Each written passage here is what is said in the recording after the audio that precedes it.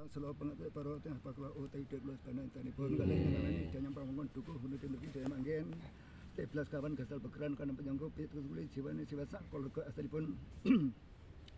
kedajat wonten dinten jemalki perlu kangge ngedekaken griya jagat sekawan sak cekapipun Gusti Tunggal nggih mugi-mugi sekal paringan saged kukuh bakuh ayem ten penting geni nggih mugi sekal paringan luluh liseng selama menantos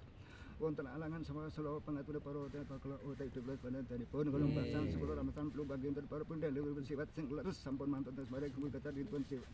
Citar sampun mantun semare leluhur sing jala seetri kalih leluhur santen pulau Jawa pulau Sabrang sak dateng sedaya kalih bayi daca manggen Saki weteng nek grembeki betul ramsan saken nyelake gudha rencanane siwat anggir muga dadat wonten dene jemelki nggih mugi sekali paringan semelak ikri gudha rencanane saken paringan luluh sing selamat satur sampun nonton wonten alangan selo pengatur para tengah bakla utai 12 banedanipun kula pasang jeneng sepuh jeneng saudara santen bukteni sedulur siwat sak keluarga sing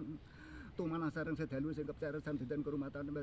sing delak mboten senenggolan tebih mboten tunggal pertapan sanes panggenan kono ari bawa dewana alahe pangeran bidhong malaikat nabi kamu sing ngomongi siwa sak keluarga kali ngomong kacang saking 13 kawan moncol memberaju cepet gitu sesuk jeneng ketua tingkang asalipun ngawat-awati sing dalem selama menantas wonten alangan sepak selo pengatur para bakla utai 12 banedanipun kula pasang sekul suci ulam sari dipun carsih Kanjeng Nabi Muhammad semengkoni Gusti Kanjeng Nabi Rasul sak puter kerabat Gusti panutane siwa sak keluarga kali panutane kiye tukang sak kanca rencang sedaya panutane kajeng saking 13 kawan moncol memberaju pat apa dicarsih dinten jemerki nggih mugi sekal paringan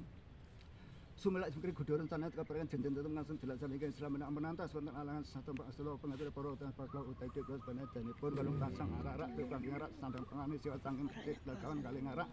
kajeng saking 13 kawan moncol memberaju pat dipun sadaken dhateng kiye tukang damel Yosofia dinten jemerki nggih mugi sekal paringan kuku bagus saged lulung sing tinggani selama menantas wonten alangan Pak Selo pengatur para tengah bakla utai 12 banedanipun kalih asalipun pasang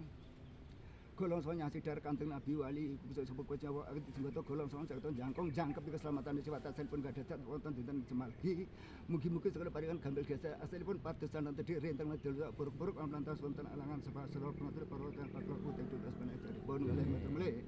margi diplet kawan dipun nambah rentang medal dateng siwat sak keluarga kalih mboten mleh sunang kali jogen jagani silat sak keluarga kali jagani kajeng saking 13 kami mantep memperaju pat kali metri mulih nabinem sing kanggo sarengat kangge basa sarengat wonten dinten jemalki pelu kangge nyarengat antar pun gak dadak sing siwat anggenipun ngedeken griya cagal sekawan sak cekepipun Tunggal nggih mugi-mugi sarengat saged selamat sakniki selamat mangke selamat mboten selamat selapate saged ayem dan tenggene sak keluarga selamat menantos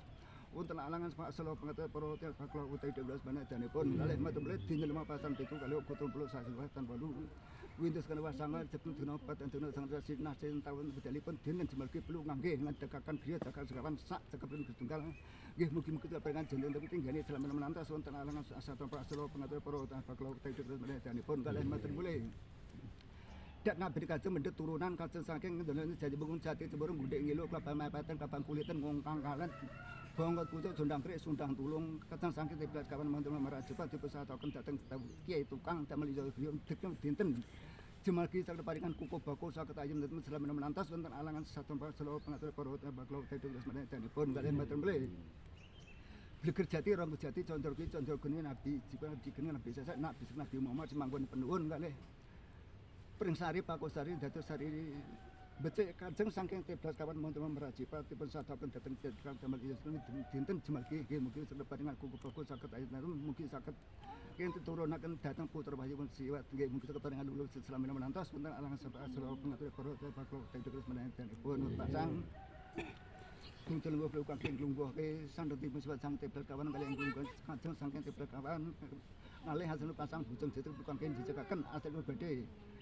iya sok siwat badhe ajen nggih saged paringan jetek tinggene selama menantas wonten alangan Pak Selo pengatur para bakla utai 12 banedanipun kalung pasang sekul bukan broke bumi badhe tinggene dhateng siwat tinggene sak keluarga sedaya kalih broke asalipun gadajat ngeten griya jagal sekawan sak cekapipun Tunggal wonten dene jemalki awit brokoi nggih mugi-mugi saged paringan kuku bagus saged ayem tinggene nggih mugi saged paringan gedhe slamete kathah rejeki nggih saged paringan lulus selama menantas wonten alangan Pak Selo pengatur para tengah bakla utai 12 banedanipun kalung pasang sekul punar kangge brejemu ora danipun jemakan pangkon dukung pun iki kalian jemakan kajeng saking 13 kawan muncul merajupat kalian jemakan dene pangkon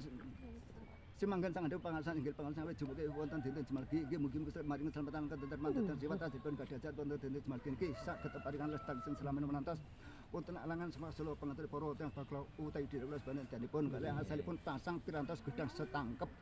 Raja mekukuh opak krecet jadah teteleng kambil kunil panggang beteng poco bakal isine kulak kewinduk lan parem jadah teteleng kambil sedaya pirantos sak cekapipun peluk kangge beringati asalipun ngedekaken griya jakal sekawan sak cekapipun Gustunggal wonten dinten Jumalgi nggih mugi-mugi sakit paringan sumilah jengking kudulun sanai sakit paringan jinten netem ngajen dilaksami ing slamet menantas wonten alangan selo pangatur para tiyang bakla utawi dewlas banedanipun kalih matur melih kaki budone slamet kaki slamet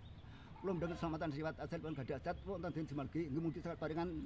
lulus wujud selamat sak terus ampun antos wonten alangan selo pangatur para tiyang bakla utawi dewlas banedanipun mbok bilih wonten kirang pun anggen kula ngabelaken